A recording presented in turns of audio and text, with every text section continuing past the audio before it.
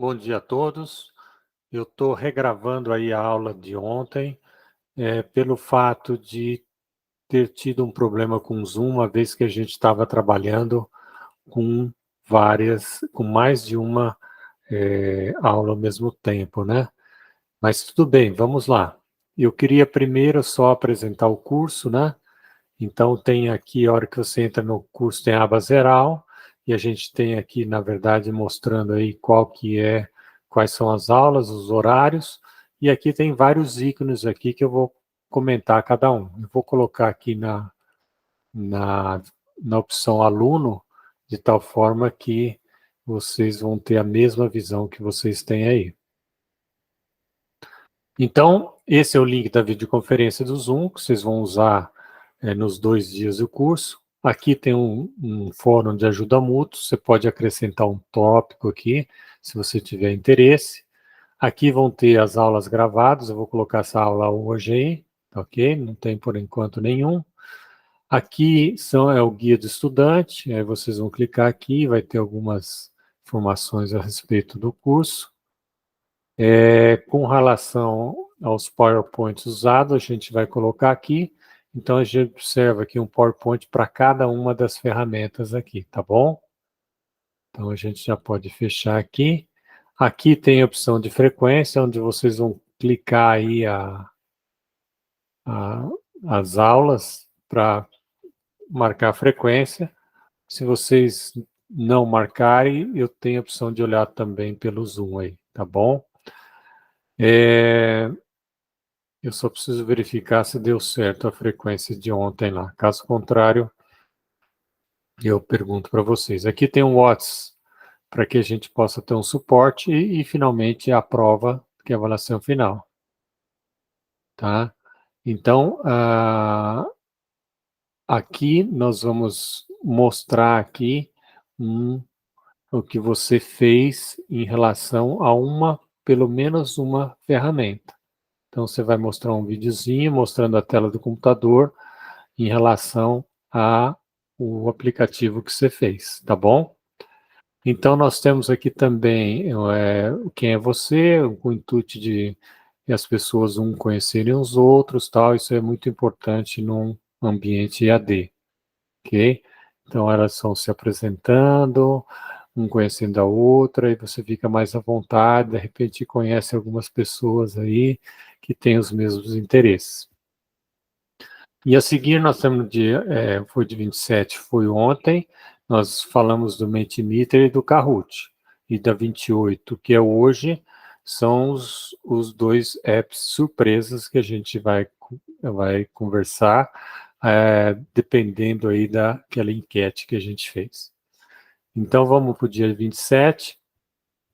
Logo de cara, ele mostra um pouquinho e fala onde que você vai acessar o Mentimeter, você clica aqui, e aí ele vai mostrar qual é o site que você vai fazer o cadastro, e mesma coisa para o Kahoot, tá? Então, aqui você vai fazer o cadastro nesses dois aplicativos, mas nós temos mais 4, aí desses 4 nós vamos trabalhar 2 a 3 na aula de hoje. E se vocês quiserem tutoriais sobre, eu vou colocar aqui um programinha, aí chama Zoom It. Você pega na rede, é um programinha bem interessante, porque ele permite, por exemplo, você dar zoom, tá? E aí permite que você também faça seta, alguma coisa desse tipo. Esse é gratuito, tá bom?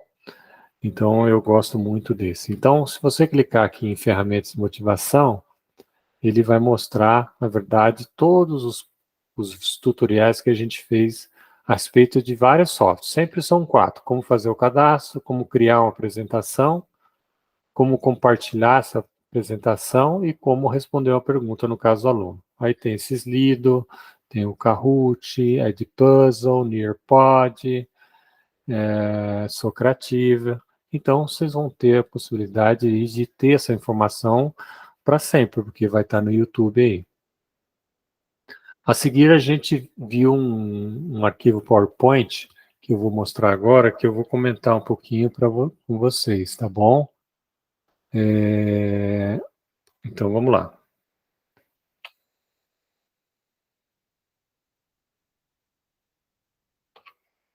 Então esse arquivo aqui, ó, ferramentas e motivação, tá bom? Então a gente comentou na aula de ontem que a gente tinha desafios, principalmente devido à tecnologia e os estudantes dessa área digital. E aí discutimos um pouquinho sobre o aprendizado na área digital, os métodos de aprendizagem e as ferramentas de motivação, que é o principal foco desse curso. Então, o grande desafio são as tecnologias. Então, hoje a gente tem um monte de tecnologia na internet, a cada minuto são gerado muita coisa na internet aí. E a dúvida é, nós temos que entrar nessas ferramentas, a gente tem que sim utilizar, mas o que mais importa dessas ferramentas é como você vai se utilizar. Então, nós vamos propor aqui, neste curso, uma proposta, um suporte teórico para que você possa fazer a implementação ou utilização das ferramentas da melhor forma possível. A gente observa que dos 7 bilhões, 5 já usam celulares, tá? E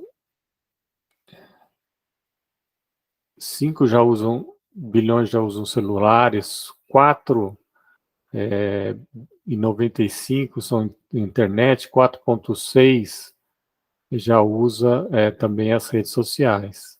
Então é importante saber que a gente precisa usar esses recursos para essa geração digital aí, ok? Vamos lá? Então, quem são os estudantes? Tem um vídeo aí, depois se vocês tiverem oportunidade, dá uma olhada nesse vídeo, que é interessante, ele mostra aí essa preocupação dos alunos. E aqui eu faço, tem 2 slides, um geração Z e a geração milênio, onde a gente começa a discutir que essas pessoas estão totalmente, é, é, que o celular, o computador faz parte da vida deles. Então eles ficam 10 horas no celular, é, são realmente pessoas que utilizam muito. E a gente precisa também começar a utilizar esse recurso aí. Eu vi que 70% aqui, 2 horas YouTube, agora TikTok, então já está mudando um pouquinho. E o que eu estou observando ao longo do tempo é que as tecnologias vão mudando. Então, se eu fizer alguma coisa vinculada a uma tecnologia X, ela tem data de validade. Então, nós precisamos de um suporte tecnológico para usar essas ferramentas. Essa é a proposta desse curso aqui. Então, tem diferença das gerações. E a gente continua dando aula do mesmo jeito que os nossos professores, que, por sua vez, o mesmo jeito dos professores dos professores. Então, a grande aprendizado desse todo o processo é isso. Nós precisamos mudar a forma de ensinar, porque isso vai impactar na forma de aprender. O que nós oferecemos para os estudantes de hoje? Então, isso aqui eu peguei do Coursera, uma arquitetura da aula de 1985, que é muito interessante, que ela mostra, primeiro, são 3 principais elementos. Primeiro, o professor está num patamar superior, na frente dos alunos. As cadeiras estão colocadas de uma forma que você consegue visualizar apenas o professor. Não fica muito confortável você ficar virando por aluno. Não foi feito para isso. E depois ele mostra uma forma de comunicação que basicamente é entre o professor e aluno e não pode conversar em paralelo aluno a aluno. E você tem que levantar a mão para poder ter o direito de conversar, de compartilhar ideias. E aqui o mais interessante desse processo, claro, isso é 1985, pessoal. Então vocês observam aí uma menina com a mão esquerda em cima de um livro-texto, com o dedo ela capta essa informação, passa pelo mão, braço, etc., bypass os cérebros, ou seja, pula o cérebro, vai para a outra mão direita, que na outra mão direita tem um dispositivo que chama lápis ou caneta, e ele transcreve tudo que teve do lado direito sem processar nada, é simplesmente um processo de memorização. Então, o que a gente acredita é que a gente precisa mudar esse processo. Qual o grande problema dessa abordagem? O problema é que está focado apenas no ensino e não na aprendizagem. Então, não é o material que você entrega para o aluno e sem saber se ele conseguiu absorver. É óbvio que ele não consegue, é um tsunami de conteúdos. E no caso aqui, a gente, para tentar explicar esse processo, o Biggs pôs aí como primeiro paradigma, todo mundo começou a focar no estudante. Então, o estudante é responsável pelo seu fracasso, depois passava o professor não aprendeu, não sabe ensinar, precisa ser capacitado. E o terceiro, que é um novo paradigma, é que, na verdade, o papel do professor muda, ele é um mediador do estudante que vai gerir a sua própria aprendizagem. O conteúdo vai estar à disposição nos seus celulares, etc., e de uma forma muito fácil, eu preciso saber o que fazer com aquele conteúdo e como absorver de uma forma que seja mais adequado para a minha pessoa. E com isso eu começo a discutir um pouquinho a pirâmide do aprendizado, o jeito que a gente trabalha hoje e o jeito que a gente deveria começar a refletir. O primeiro deles é que a gente lê, ouve e vê. Esse é o aluno básico. Isso a gente chama de metodologias passivas, tá ok? E a gente está querendo que você faça com os alunos mais discussão, simulação de teatro, algumas brincadeiras, jogos, e com isso a gente acredita que você lembra mais, retém mais e faz o melhor uso desse processo de aprendizagem. E continuando nessa ideia dessa pirâmide de aprendizado, tentando diferenciar o que é passivo de ativo, a gente está tentando sugerir para vocês que os alunos não só fiquem lendo, escutando e vendo, mas eles pratiquem, conversam, perguntam e ensinam aos outros. Então a gente precisa mudar um pouquinho esse processo para que a gente avança do método aprendizado passivo para o ativo. Eu não estou falando em mudar só ser ativo, mas o foco não será mais só o modelo passivo. Então, ser ativo hoje é uma característica fundamental aí para você, para que você tenha sucesso profissionalmente e pessoalmente também. Qual seria uma solução? Uma solução é trabalhar todas as teorias de aprendizagem. E essas teorias de aprendizagem, essas mais clássicas, construtivismo, comportamentalismo, cognitivismo, elas têm algumas características interessantes, e se você olhar na tela aí, você tem algumas práticas, tem a parte teórica e as práticas que você pode usar em sala de aula. O que eu estou querendo é que você junte todas essas ideias dessas três e outras teorias para montar uma abordagem holística aí no seu curso. E aí eu estou apresentando esse suporte teórico para que você ajude a você utilizar melhor as ferramentas e tecnologia. Quando a gente usa essa taxonomia do Bloom, desses 6 níveis aí, começando na base, lembrar até criar, o que que significa isso? Quando a gente está trabalhando os níveis inferiores de Bloom, é um nível suporte para os demais níveis. Mas se você ficar só naquele, só assistindo aula, vídeo ou ler um texto, você não sai muito dos níveis inferiores. E a proposta é que você, a partir do nível básico, você chegue no topo lá. O topo é que você aprende muito mais fazendo, né? No médio, você participando, você consegue aprender um pouquinho mais que só assistindo. Então, mostrei alguns exemplos à direita, praticar, fazer exercícios, discussões, são os níveis mais altos de Bloom aí, tá? Mas nós precisamos passar para os níveis anteriores, mas não podemos só ficar no nível superior. E como é que eu faço para usar o Bloom? E como é que eu faço para melhorar a minha sala de aula? Então, se eu estou só pedindo para ele compreender, para ele lembrar, significa que você está no nível inferior. Mas se você pedir para ele aplicar isso num outro contexto, criar uma coisa nova a partir disso que você deu, você está nos níveis superiores.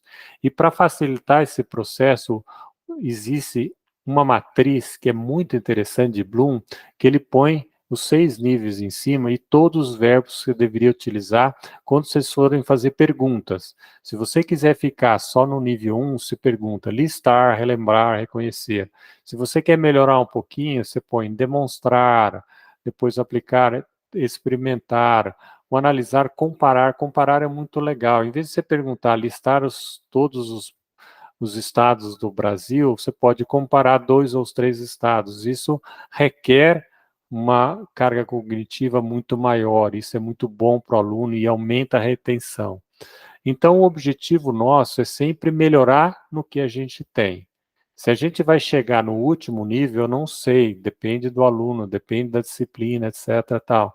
Mas o que é importante é isso, é você tentar sempre subir um degrau com seus alunos, tá?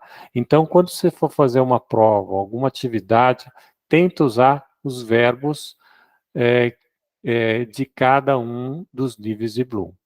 Tenta verificar em qual nível as pessoas estão. E aí tente pelo menos subir um nível como objetivo daquele curso, daquele semestre, tá ok? E aqui mostra um exemplinho, o tipo de pergunta que ele faz para cada um dos níveis aí. O que eu tenho feito aqui na USP, eu tenho tentado fazer perguntas em todos os níveis. Normalmente eu paro no aplicar, porque depois as pessoas têm um pouquinho de dificuldade.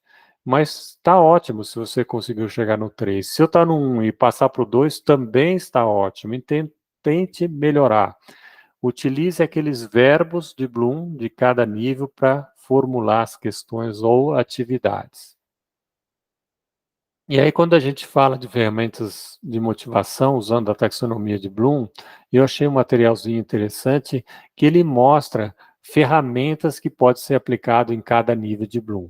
Agora, o importante aqui, a gente olha aqui embaixo, o Kahoot está no primeiro nível, não é qual a ferramenta que necessariamente ela vai gerar um nível tal, é como você utilizar.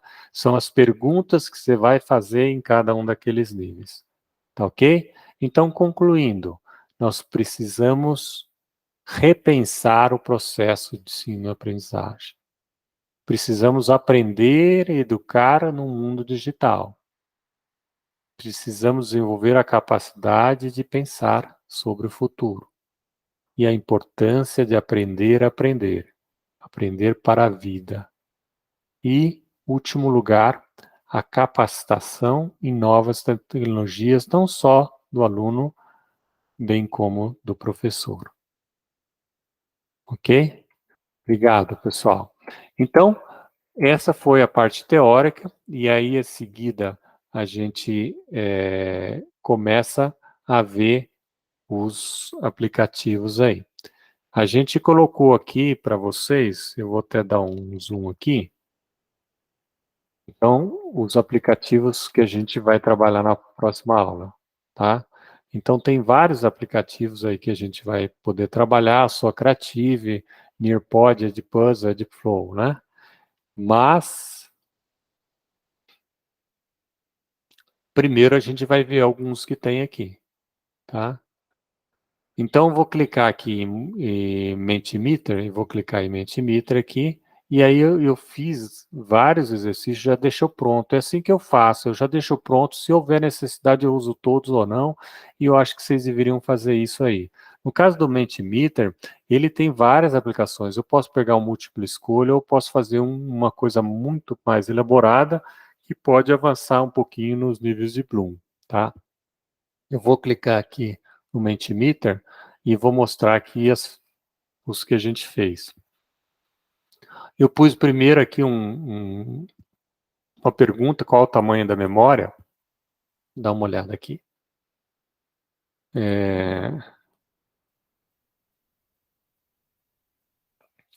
Então eu posso ir perguntando à medida que eu vou dando aula, e eu percebo que as pessoas estão se dispersando muito, eu faço uma pergunta sobre o que eu tenho.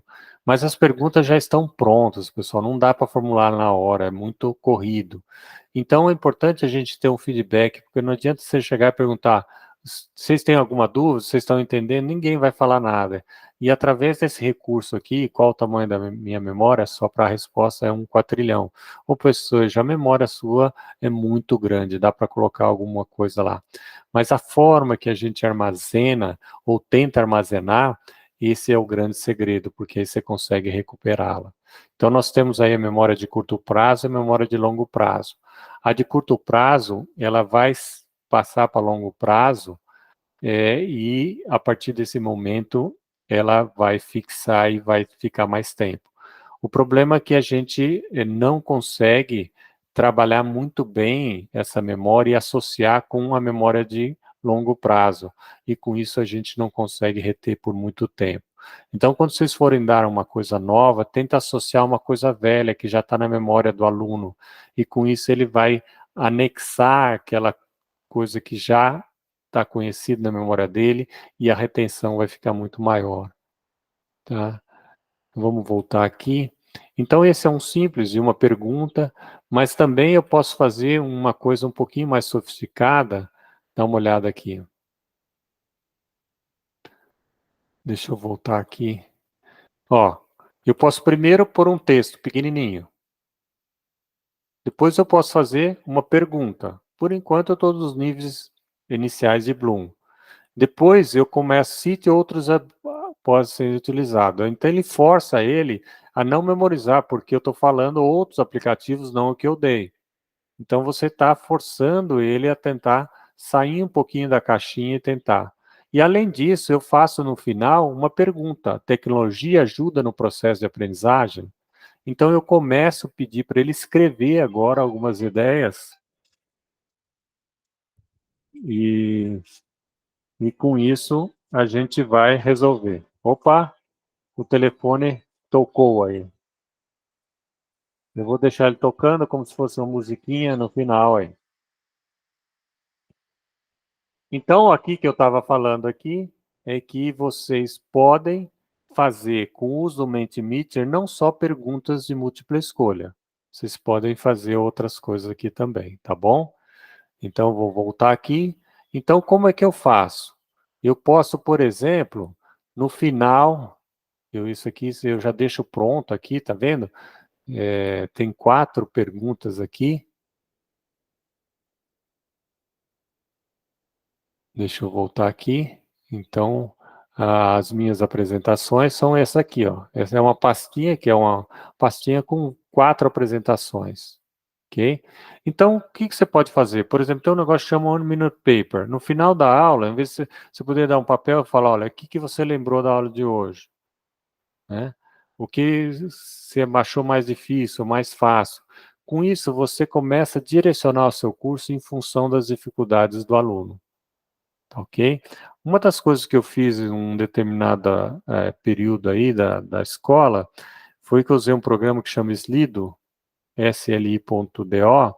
Então eu dava uma atividade para casa que eu iria abordar na aula seguinte, que é o Flipped Class. Então falava sobre não é para ele ler um assunto, é para ele responder e eu dava o material. Então ele tinha que ler para poder responder. E aí ele podia, nesses líderes, ele podia quais as perguntas, as dificuldades. Então, através da pergunta, eu conheço melhor o aluno, se ele está sabendo ou não. E depois eles voltavam nas perguntas. E a partir desse momento, o que acontecia? A minha aula era mais direcionada às dúvidas. Não é que era só nas dúvidas, mas às vezes a gente acha que ele tem uma dúvida tal, mas se você perguntar, fica muito melhor esse processo. Ok? Então, pessoal, só voltando aqui um pouco, a gente viu aqui,